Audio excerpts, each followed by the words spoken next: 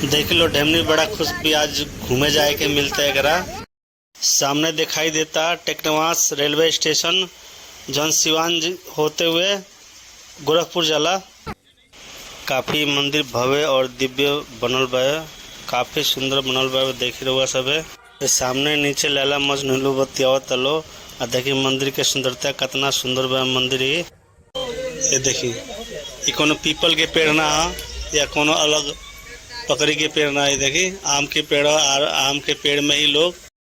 जय श्री राम भाई लोग, स्वागत बा रउआ सब के एक वीडियो में। और आज हम जा रहल बानी नैनी माता मंदिर जौन छपरा जिला के नैनी गांव में पड़ेला। नैना देवी मंदिर बा, यहाँ बहुत भव्य, बहुत दिव्य, बहुत सुंदर बावे। और रउआ सब वीडियो में बन के रउआ देखी कि कैसन बा, बहुत सुंदर बावे। और यही रोड के ही नज़ारा।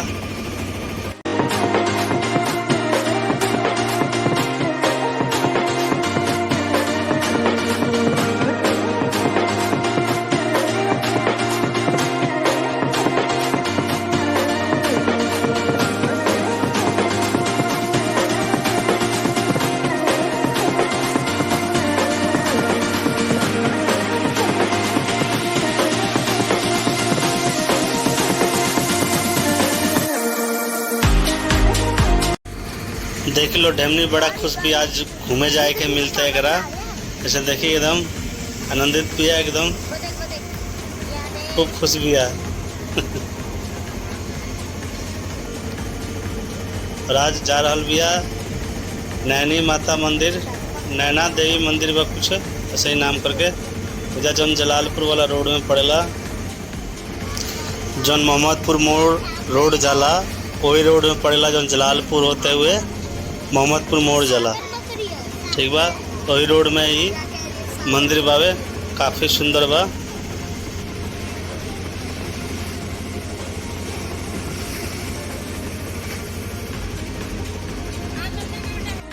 सामने दिखाई देता टेक्नवास रेलवे स्टेशन जौन सिवान होते हुए गोरखपुर जाला। देखिए कितना अच्छा लगता देखे में, काफ़ी सुंदर दिखाई देता रेलवे स्टेशन।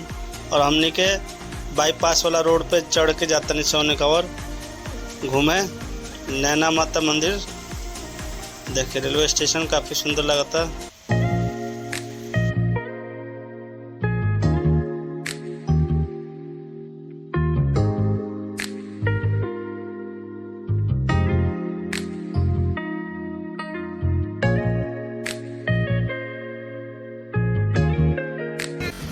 देख लो सामने से जो रोड दिखाई देता हुआ सब के छपरा से आवता।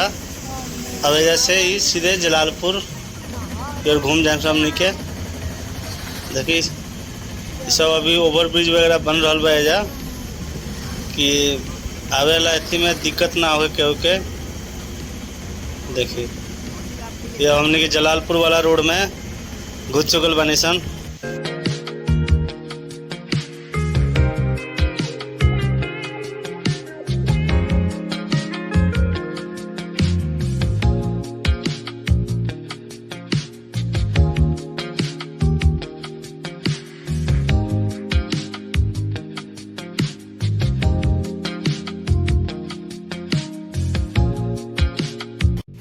स्वागत बा रउआ सबे के नैना माता मंदिर प्रांगण में। रउआ सबे के देखी कितना एजा मेला टाइप के व्यवस्था बा, अच्छा खासा दुकान बा, सब कुछ एजा मिलला, प्रसाद वगैरह सब कुछ। देखी गोलगप्पा वाला लागल बा एजा। देखी लड़का सन के खिलौना वगैरह बेचा रहल बा एजा। देखी काफ़ी अच्छा लगा, काफ़ी सुंदर बा एजा। देखी सब कुछ बेचाता है एकदम ऐसे जेट लड़का सन के खिलौना वगैरह, जनानी सन के श्रृंगार के सामान।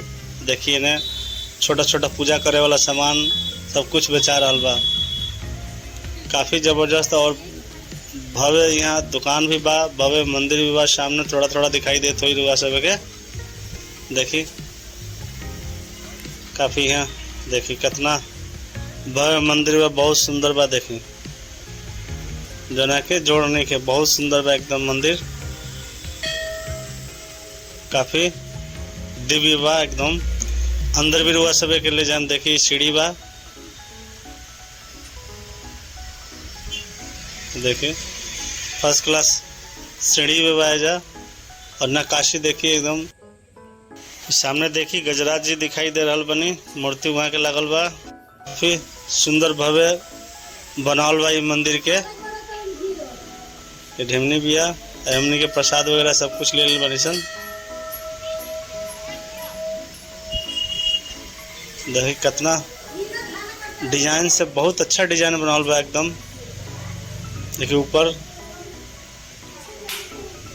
काफी सुंदर ऊपर से भी बनावल बा एकदम।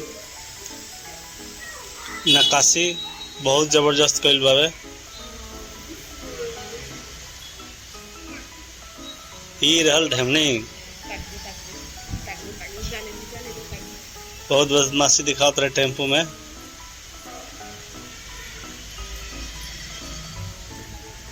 देखिए नैना माता के सामने नैना माता बारी। और देखिए ऊपर में सब कृष्ण जी के और देवी देवता लोग के मूर्ति लगा सेट किलवावे एकदम दीवार में ऊपर। और देखिए सामने साइड के हिस्सा बावे, ही उन्हें खेत खलिहान बहुते बावे। देखिए नैना माता के मंदिर, नैना माता के मूर्ति देखिए कितना सुंदर बनल बावे। आ देखिए गेट जोन बा मेन द्वार बा, यहाँ सब के कितना नक्काशी से अच्छा से बनावल बा जा। जबरदस्त कारीगरी दिखावल गइल बा जा। ये शेर वाली माता के देखिए मेन द्वार, और कितना सुंदर दिखतनी माता जी।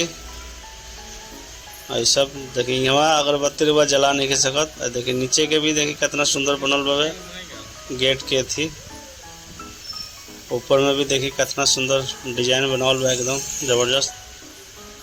देखिए यहाँ शिवलिंग भी बा। और यहाँ के देखिए यहाँ नंदी महाराज बने, और सामने शिवलिंग काफ़ी खूबसूरत। वहाँ भी अच्छा भी गेट बनल बा जा। देखिए कितना बावे बावे एकदम कारीगरी कइल बा एकदम। जब साइड के देखी उन्हें सामने देखी जहाँ गाय बिया, वो जो कूड़ा कबाड़ जो भी होला वो सब फेंकल जाला साइड से। देखी कितना अच्छा गेट करे थी। बाउंड्री देहल बा, बाउंड्री बनावल बा मंदिर के, काफी सुंदर बावे एकदम। देखिए उन्हें लैला मजनू लोग पीछे बैठ के बतियावत लोग। देखिए कितना मंदिर के एकदम कितना शानदार बनल बा मंदिर, बहुत सुंदर एकदम भव्य दिव्य बनल बा एकदम जबरदस्त। और काफ़ी टाइम भी लागल ये मंदिर के बनाए में, काफ़ी खर्चा भी भइल। देखिए सामने देखिए कितना ध्वज लहरा रहा बा, कितना सुंदर दिख रहा। बगल में भी और भी मंदिर बा जा। ये मंदिर के साथ साथ और भी मंदिर बा जा, बहुत सुंदर सुंदर मंदिर बा जा। लेकिन मुख्यतः यह मतलब कि ज़्यादा आकर्षित बा लोग के आकर्षण के केंद्र ये मंदिर बनल बा। ये हनुमान जी बनी, गदाधारी हनुमान जी के देखी कितना सुंदर बा जा।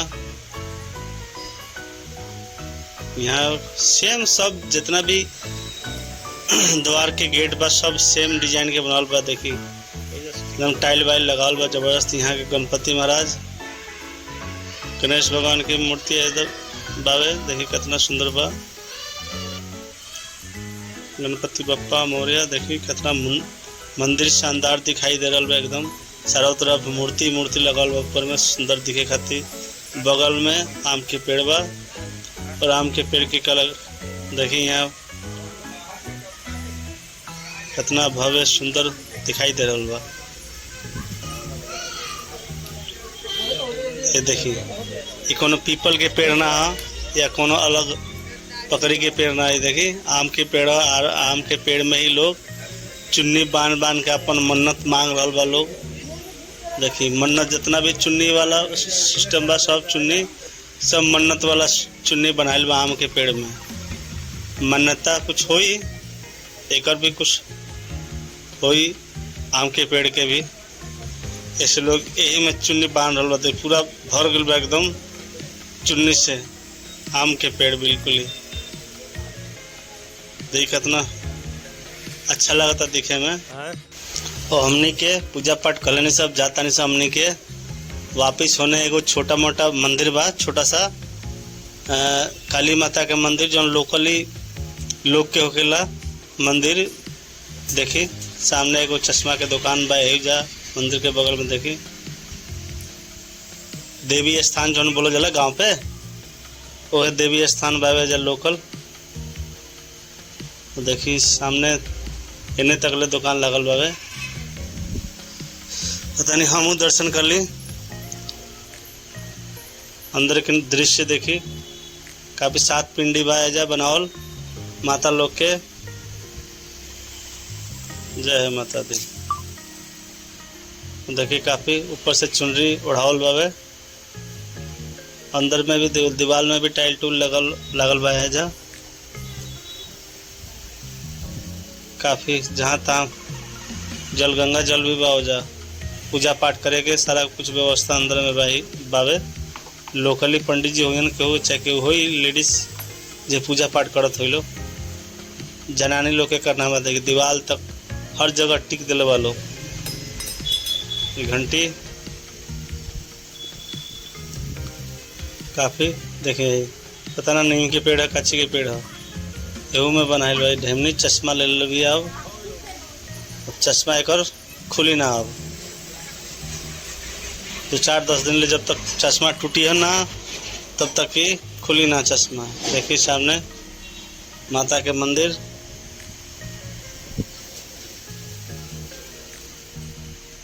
देखिए कितना सुंदर भव्य बा।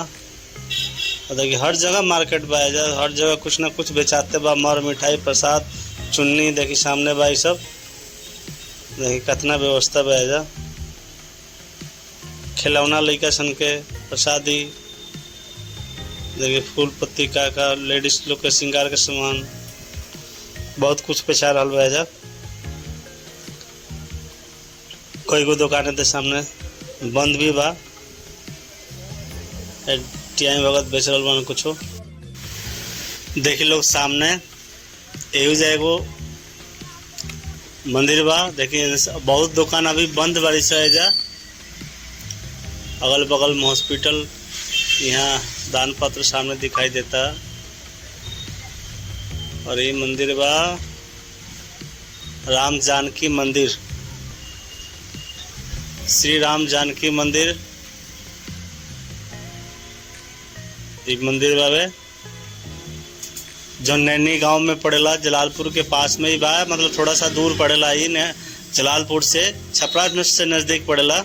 हनुमान जी के देखिए कितना सुंदर मूर्ति बा, एकदम जबरदस्त। और सामने दान पात्र भी दिखाई दे रहा बा, पंखा उंखा सब कुछ यहाँ लागल बावे। देखिए काफ़ी सुंदर सजावल बा मंदिर के। देखिए फूल वगैरह प्रसाद वगैरह सब कुछ बेचात हवे। देखिए सिंदूर कितना शानदार अच्छा लगता देखे में, सिंदूर उंदूर सब कुछ पूजा पाठ के सामान।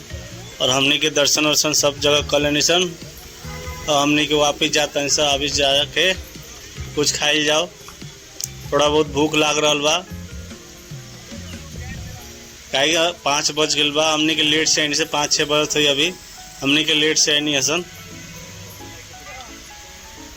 तो धीरे धीरे टेम्पू चलेला, टेम्पू से आनी है। देखिए जस्ट रोड पे, मेन रोड पे ही मंदिर बाबे काफ़ी सुंदर। जरा भाई लोग के जाए कोई एक बार दर्शन करके जरूर हुआ सबे आई, और कुछ दान पात्र में दी। हम तो ना दे पैनी, दिमाग से निकल गए।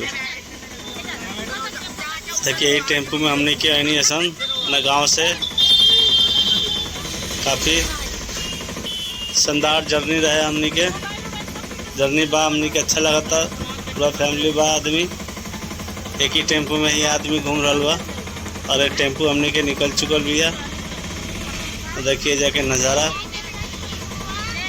मार्केट जाके काफ़ी एगो आर्थिक वाला व्यवस्था हो गल लोग के कि आवागमन हो रहा बा, पैसा के एजा दुकान भी बा काफ़ी ज़्यादा। एक तरह से एजा आर्थिक के गलियारा हो गल बा कि आवागमन हो रहा बा, लोग के पैसा अपन लोग बिजनेस कर रहा बा, अथी कर रहा बा। देखिए अब आ गए हमने के हाईवे, और हाईवे पर हमने के चढ़ चुकल बानी सन। बाईपास वाला रोड पे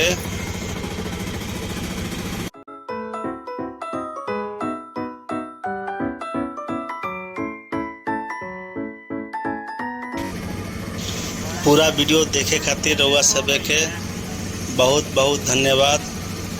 और रउआ सबे पूरा वीडियो में बनल रहनी ओकरा खातिर बहुत बहुत धन्यवाद।